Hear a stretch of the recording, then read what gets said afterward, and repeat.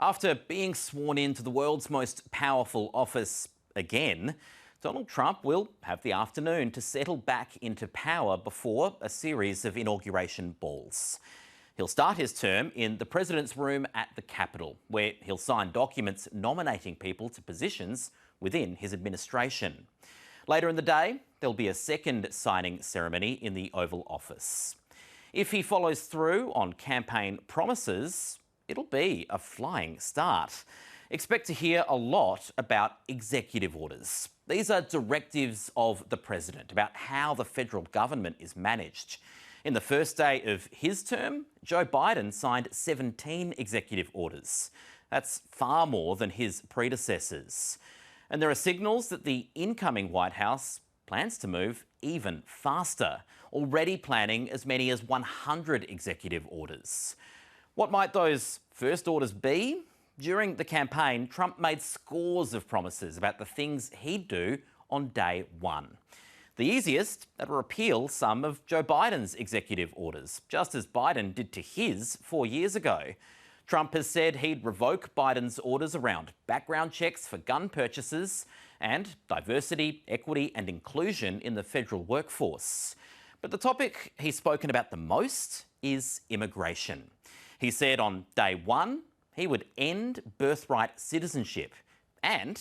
We will begin, and we have no choice, the largest deportation operation in American history. We have no choice. On my first day back in the White House, I will terminate every open borders policy of the Biden administration.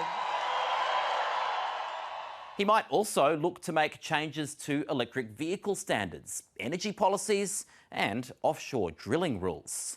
It'll be done immediately, and we will drill, baby, drill. He's talked about pardoning some of the people involved in the January 6th riots 4 years ago. Some of these orders may not be within his authority. They might be challenged in court and could be struck out.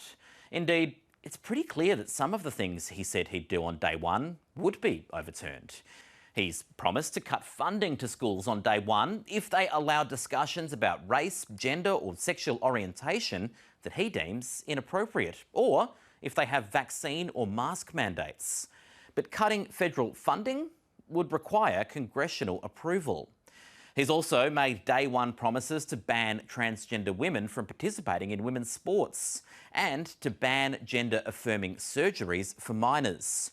Expect both of those, if they happened, to be challenged in the courts.